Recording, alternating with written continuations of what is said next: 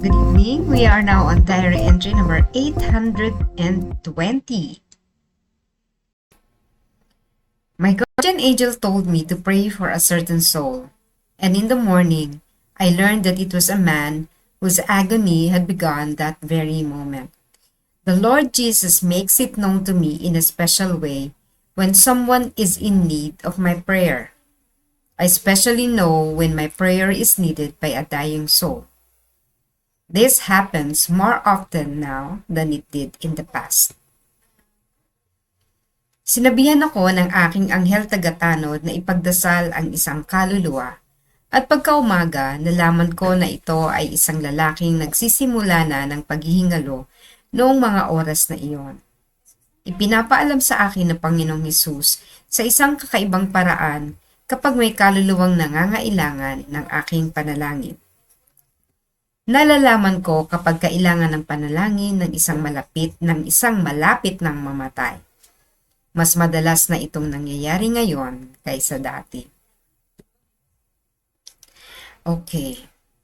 So maraming beses na nating na-discuss yung tungkol sa bisa, kapangyarihan ng pananalangin natin para sa isang kaluluwa, lalo na yung patawid na, no?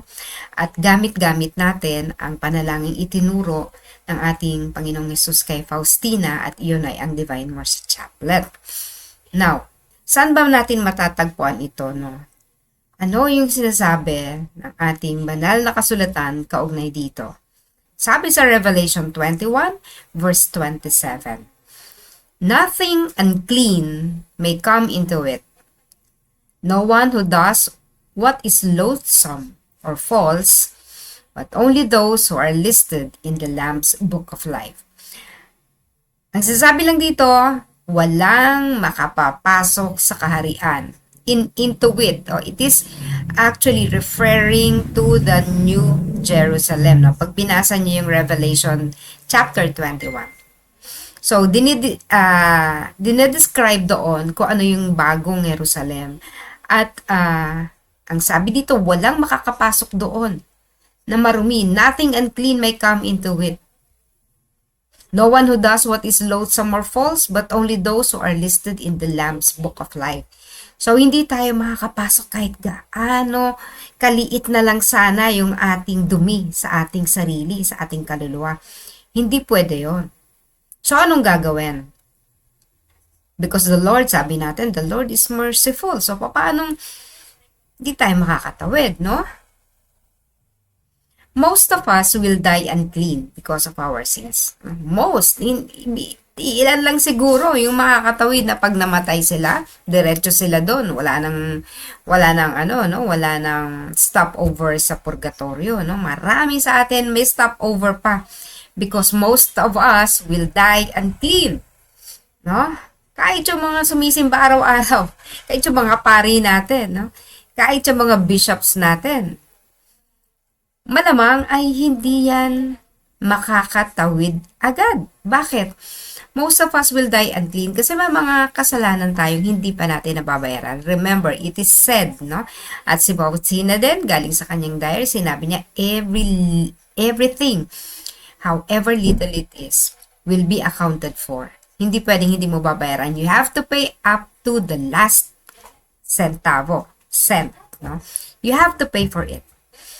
And when we die, kahit nakapag-confess tayo ng kasalanan natin, again, only the sin is forgiven.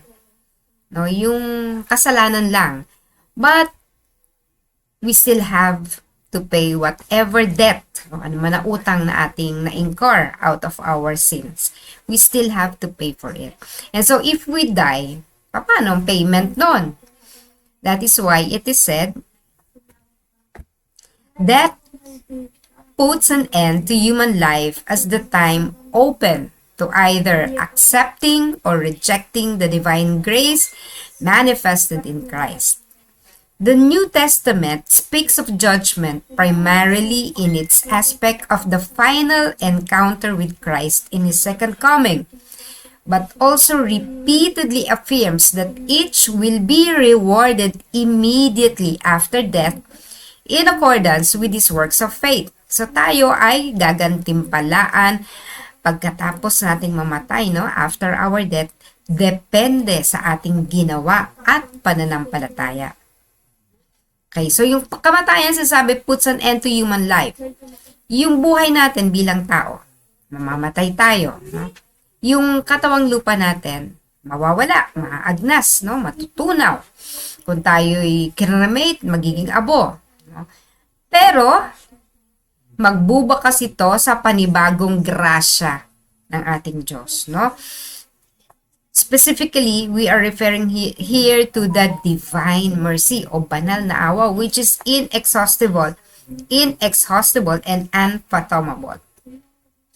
Each man receives his eternal retribution in his immortal soul at the very moment of his death, no? Sa oras mismo ng ating kamatayan, no? Makakatanggap tayo ng eternal retribution. Yung ating kaluluwa, which is immortal. Well, hindi tayo namamatay ang kaluluwa natin. Only the physical body dies. And in a particular judgment, sa partikular na paghuhukom, that refers his life to Christ. Either we go or we enter into the blessedness of heaven. Kaya, ito, ang choices mo lang when we pass to the other side. Either we enter the blessedness of heaven through a purification, sa pamagitan ng purification. May mga magaganap na purification sa atin, or immediate and everlasting damnation. Ulit, ano yung ibig sabihin nun? Pwedeng dumiretso tayo sa heaven. Kung talagang malinis na malinis ka, you have confessed everything, katulad ng pinramis ni Divine Mercy at the hour of your death, no? Tapos feast day, sabi niya, absuelto lahat ng kasalanan and you were able to confess and receive the communion, so you go directly to heaven. Eh, hindi naman tayo nga lahat mamamatay on that day, during the feast day. So most of us will die other times, so other dates, no? So, we can still enter the blessedness of heaven through a purification method, and that is in purgatory. So,